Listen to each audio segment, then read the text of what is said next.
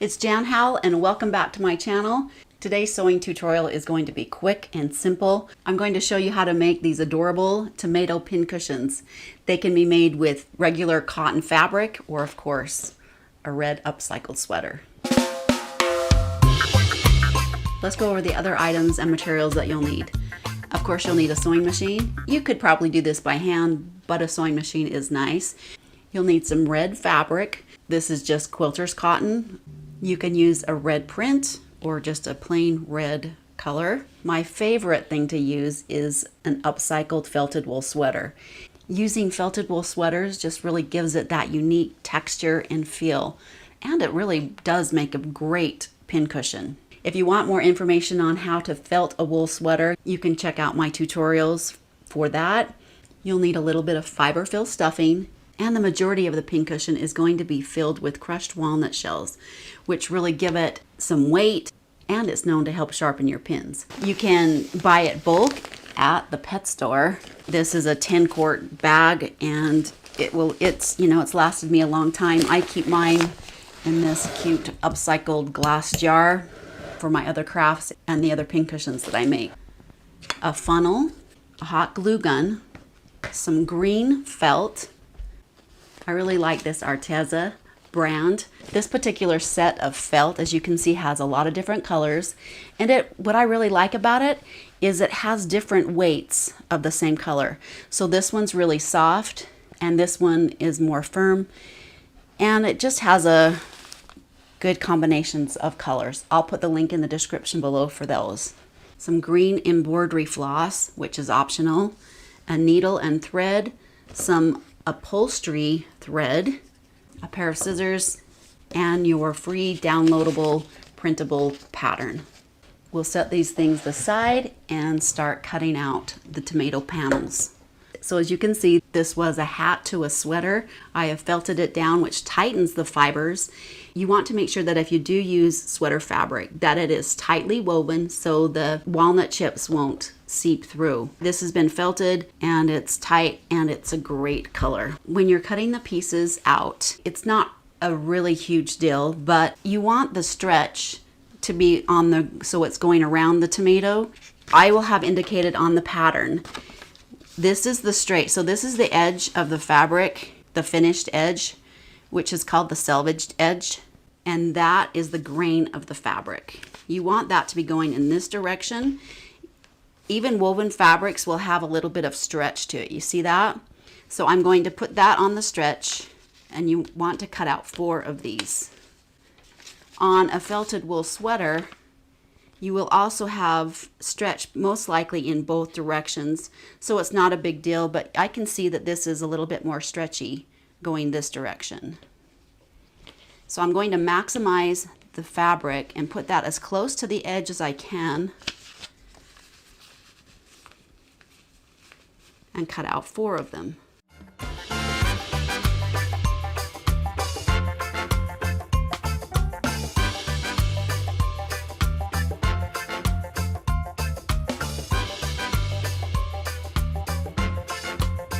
Of course, I'm going to save my scraps. There are so many other fun things that you can make with these small scraps of sweater fabric. I'll put the links in the description below of those tutorials. I have my tomato panels cut out. Now I'm going to cut out the top stem, a 1 inch by 1 inch square for the stem.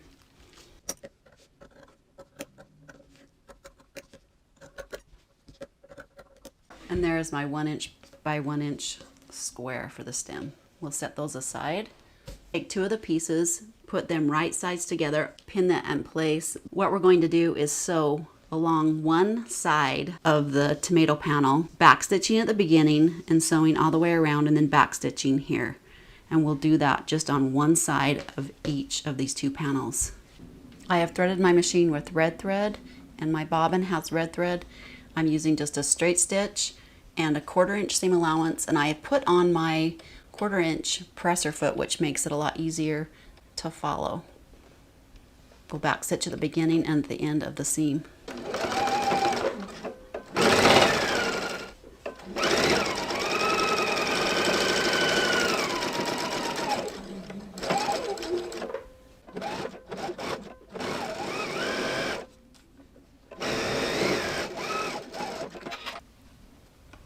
Now to make it so it's easier to turn and there's less bulk in the seam allowance, I'm going to clip the curves with an inward dart. Now a trick for trimming curves is if it's an outer curve, then you need to make an inner cut.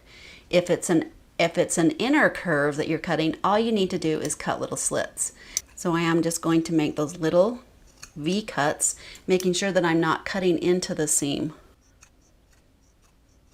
Do that with both pieces.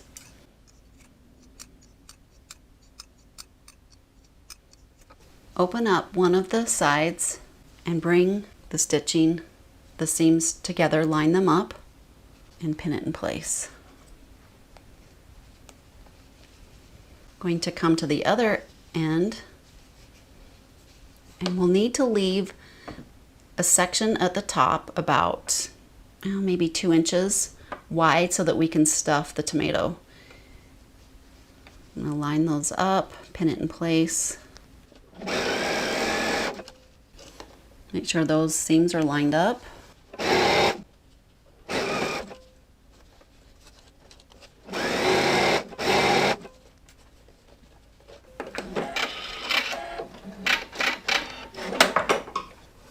And then you'll want to go ahead and clip the seams all the way around on those curves.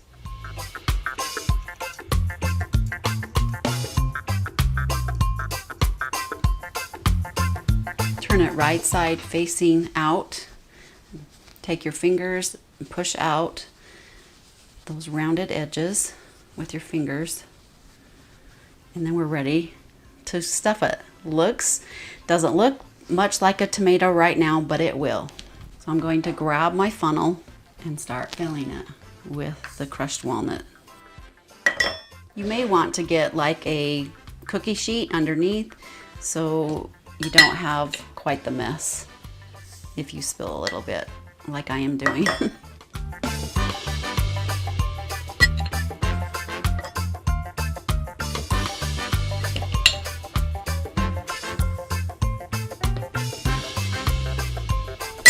I'm going to fill it, the majority of it, up with the crushed walnut shells and then take a little bit of the fiberfill stuffing and stick it in to plump out the sides.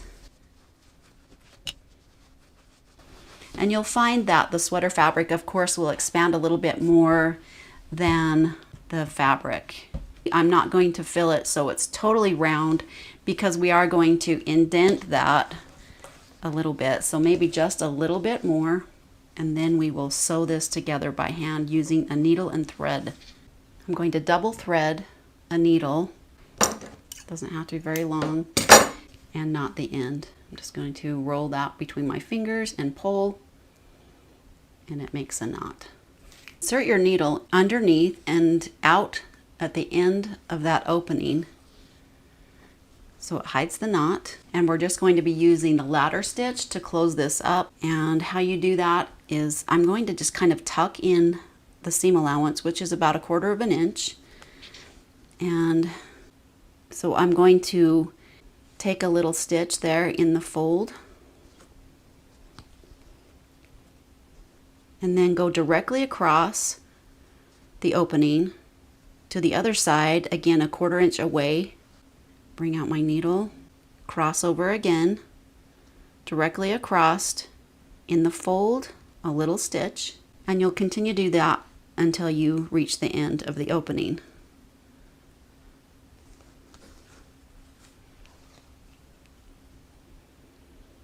That cinches it up pretty tight, and you can't even see those stitches.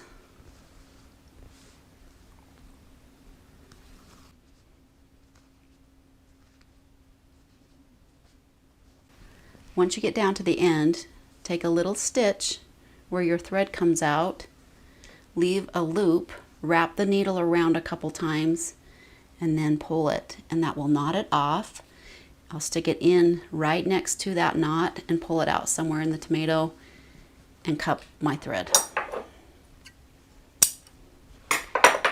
All right, I'm going to rethread my needle with that upholstery thread because it is a lot stronger. Insert the needle into the top of the tomato, right where all the seams meet, just off to the side maybe a little bit. And I'm going to poke that down through the center and try to come out at the same point underneath. Now that first little pull, you're kind of guessing where that's going to come out so you can get your fingers out of the way. And that's not quite where I want it, so I'm going to reinsert the needle, and it might take a few tries. Just be careful not to poke yourself. You can kind of gently fill it. And if you need to, you can use a little pair of pliers to pull that needle out. I find in the sweater fabric it's a lot easier to pull through than it is the cotton fabric. I'm going to take a pretty big stitch, maybe like a 1/4 inch stitch across that bottom, trying to again get in that center.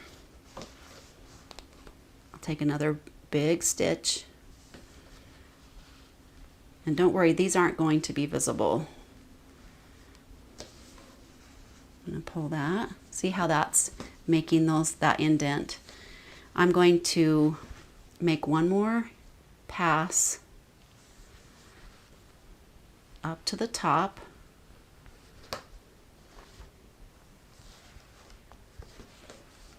Take a little stitch right there in the center and leave that loop again. Pull it to get the indentation that you want, and then wrap the needle around that loop twice and pull it to make a knot. Now you can just clip that off. We don't have to worry about that being seen because we're going to cover it with the stem. So you can see what that looks like. Let's make our stem first from our 1x1 felt piece.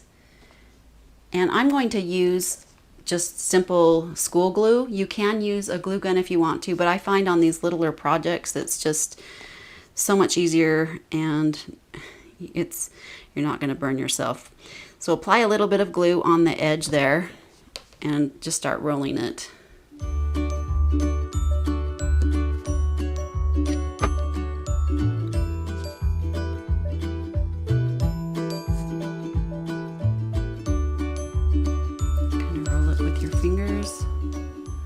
You have your stem.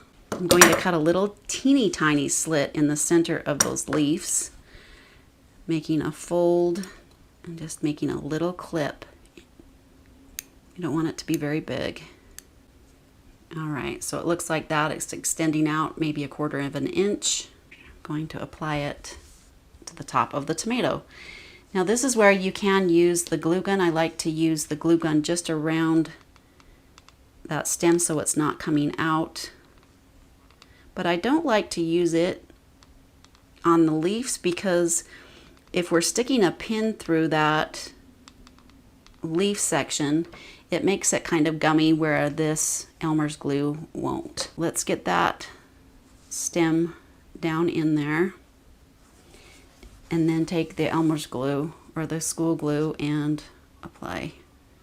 We're going to be stitching this down, which is optional, but I like the little blanket stitch around the leaves. It just gives it a little bit more character. It does take a little bit more time, but that's something fun to do. Again, that's optional. So you can just glue it down really good if you want to. Oh, it's looking so cute. It's nice and plump, and it's got some weight to it. Can you hear that? That'll keep your pincushion moving around, sitting there on your sewing table. Take the green embroidery floss. I'm going to separate it out for 3 strands of floss, not the end. And I'm going to sew a blanket stitch all the way around the edge of the leaves. So my knot doesn't show, I'm going to stick my needle in just somewhere in the tomato and come out along the edge of one of these corners there. And just take a gentle pull, and it will pull through that layer and keep the knot on the inside. Now for the blanket stitch, I'm going to keep my thread on the left side of the leaf, come up about 1/4 inch, maybe 1/8 inch, and take a little stitch. Now you can make these stitches as big as or small as you want. go in and then come out along the edge of the leaf. And as I pull that, see how that's on the inside? It will catch and make that right angle. I'll continue down another 1/8 of an inch, maybe 1/4 of an inch, and just keep that same pattern going. See that? All the way around.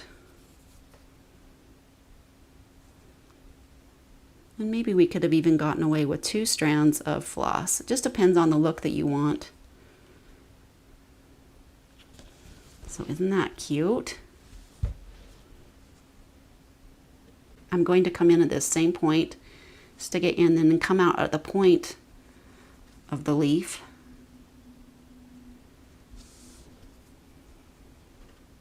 And once again, come in that same place, but go out to the side. And that's how I've gone around that corner. All right, we're going to continue all the way around.